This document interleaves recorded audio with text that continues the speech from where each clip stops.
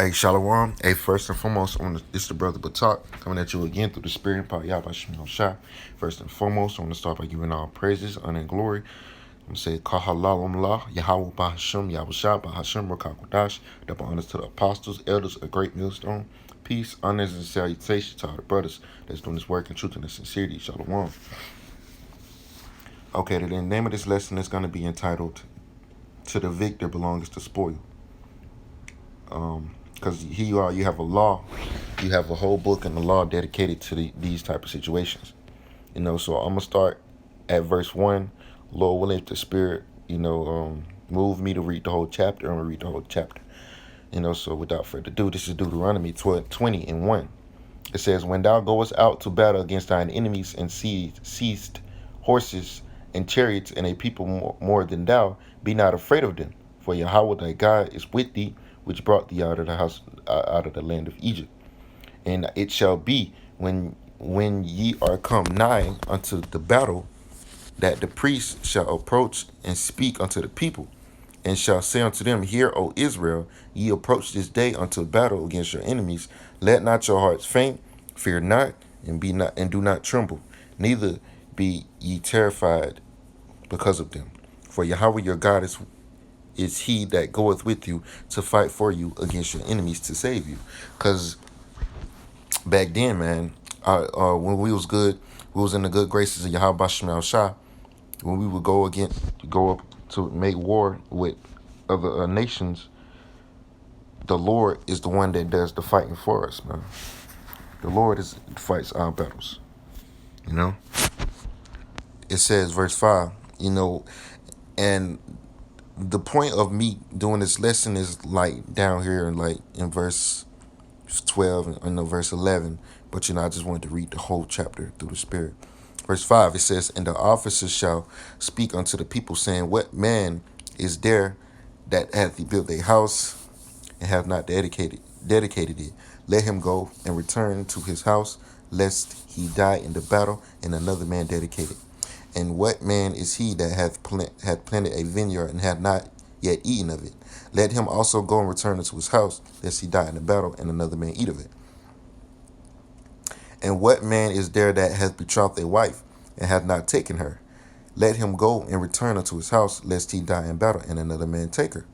Because when you dealing with the Lord, it's certain things that you have to get done. And this is in the law. And this is not something that's grievous. The ways of Esau are completely different from the ways of the Lord. So if you have a wife and you have not dealt with her yet, you can go do so. Esau basically, when he get you into his army, he take over your whole life. You can't really do what you want to do, man. You got to go to battle. You got to be away from months at a time, away from your families, away from your everything, man. And it's a law. It's also another law that says that before a man can go to war, he has to stay home for a year with his wife, man. I just wanted to point out that these laws are not grievous, man. These actually are good things that are beneficial to you. The Lord, and this isn't a law, man. It's not something that's grievous, man. I just wanted to make that point real quick. Verse 8, it says, and the officers shall speak further unto the people, and they shall say, what man is there that is fearful and faint-hearted? Let him go and return unto his house, lest his brethren's heart faint, as well as his heart. So the Lord demands, if you're gonna go to war, you can't be faint-hearted, man. You can't be fearful. You got to go home and check that out. Get right in the spirit. Get right in your mind. You got to lose all of that. You can't go to battle and then have wet, cold feet. You got to be dedicated. It says, and it shall be when the officers have made an end of speaking unto the people, that they shall make captains of the army to lead the people. When thou comest nigh unto a city to fight against it, then proclaim peace unto it. And it shall be, if it make the answer of peace and open unto thee, then it shall be that all the people that is found therein shall be tributaries unto thee, and they shall serve thee. And this is in the law, man. This is in the law. You know, if we was going to war against a city, and they was peace, speaking peace, then they gotta pay tribute to us, man. Because these people on these nations are gonna have to serve the nation of Israel, and this is in the law, man. You know, it says verse 12, and if it will make no peace with thee, but make war against thee, then thou shalt besiege it. And when Yahweh thy God hath delivered it into thine hands, thou shalt smite every male thereof with the edge of the sword. That means kill all the men. Remember the title of the lesson: to the victor belongeth the spoil. So once you come up against a city and you win that city, all of the spoils, or another word for it is booties, which is basically treasures, like things like cattle, women, gold, silver, whatever have it, all of those things belong to you, because you're the victor, and to the victor belongs the spoil. Verse 14, but the women and the little ones and the cattle and all that is in the city, even all of the spoil thereof. See, that's what the spoil is. Thou shalt thou take unto thyself, and thou shalt eat the spoil of thine enemies, which Yahweh thy power hath given thee. So it's coming a time when we finna have to eat the spoil of our enemies again, man. Because we gonna make war against you heathen nations, man, starting with Yahweh Shah Mashiach. Hey, let me get a quick precept.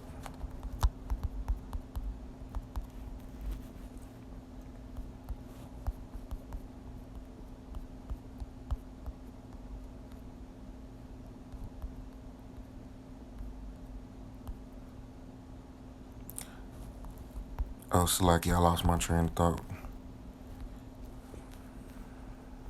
What the hell is that? Okay, this is Matthew chapter 10, verse 34. It says, think not that I am come to send peace on earth. I came not to send peace, but a sword. So Yahweh Shai is going to be the head, the leader of that assault to take the spoil, man. So that rightfully belongs to him.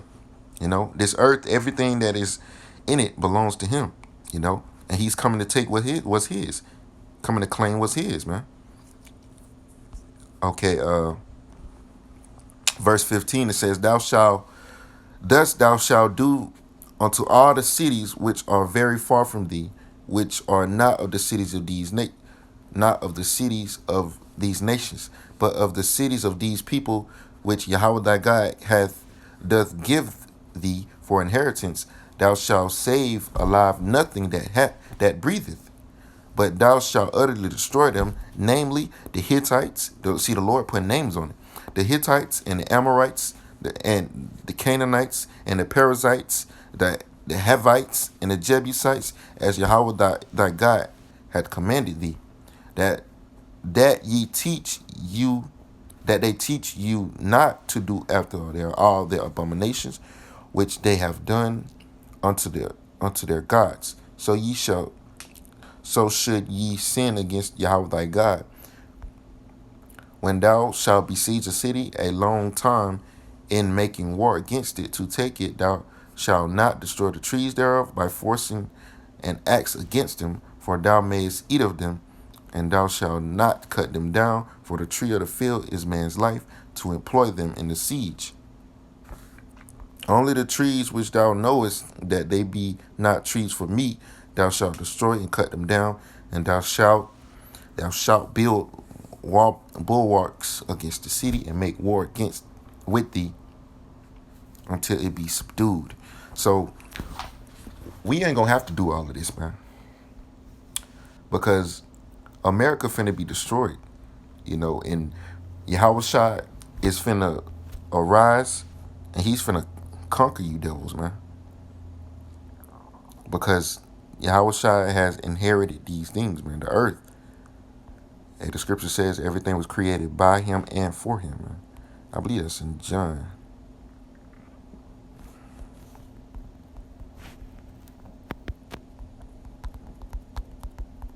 Let me see if I can find it.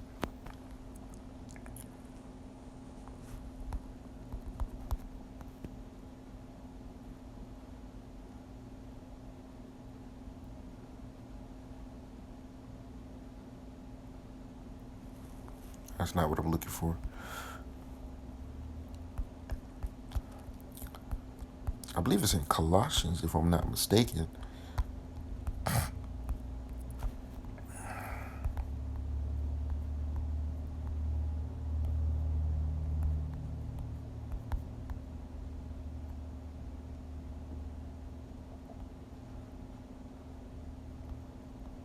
Colossians.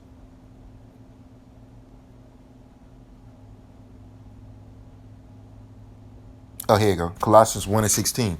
It says, "For by him were all things created that are in heaven and that are in earth, visible and invisible, whether they be thrones or dominions or principalities or powers. All things were created by him and for him. And he is before all things, and by him all things consist." And that's talking about Yahweh Shai. So all of these things, Yahweh Shai is coming to get what is rightfully his, man. And you devils are going into slavery, you're gonna be spoiled. Because why another main reason why you have to be spoiled is because you spoiled us. This is Jeremiah 30 and 16. I love the scripture. "Therefore all they that devour thee shall be devoured, and all thine adversaries, every one of them, shall go into captivity. And they that spoil thee shall be a spoil, and all that prey upon thee will I give for a prey." So you spoiled us, we gonna spoil you. You spoiled. What did you do when you took us down? You ran into ransacked our temples and took all the treasures of the Lord. The Lord seen all of that, man. And what the hell do you think gonna happen to you, man? Yahweh Shai is finna come take. He's not asking for the kingdom, man. He's taking it. I'm gonna get that in Daniel real quick. Revelations 13 and 9. If any man have an ear, let him hear. He that leadeth into captivity shall go into captivity. He that killeth with the sword must be killed with the sword. Here is the patience and the faith of the saints, man. So that's plain and simple, man. You lead into captivity, you're gonna go into captivity.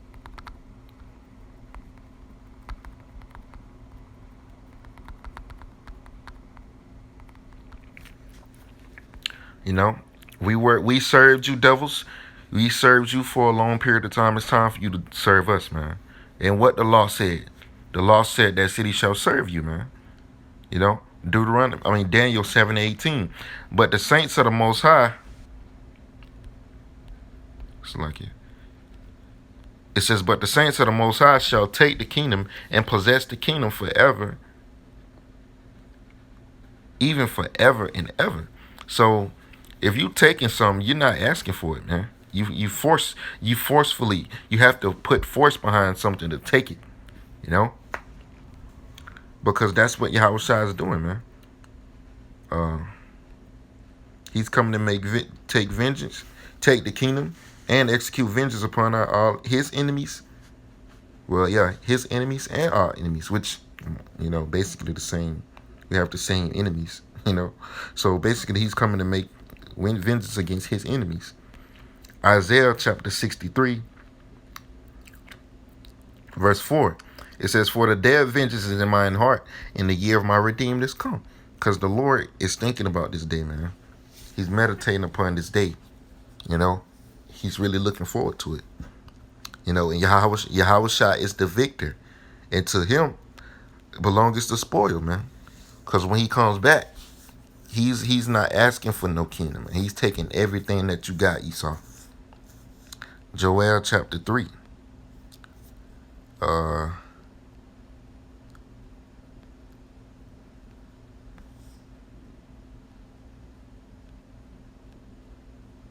Wait, is it 3?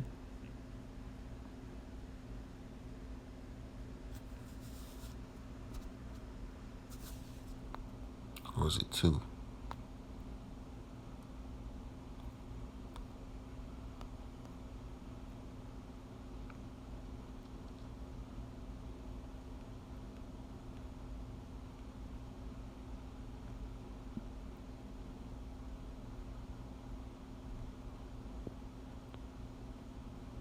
Okay, here you go. Joel 3 and 5. It says, "Because ye have taken my silver and my gold, and have carried it into your temples, my goodly pleasant things." So you took the things that belong to the Lord, man.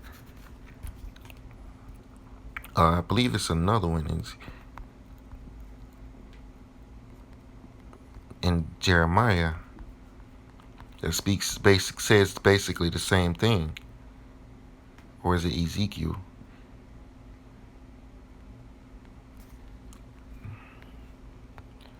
Ezekiel. Let me see if it's Ezekiel 35 or 36, one of those.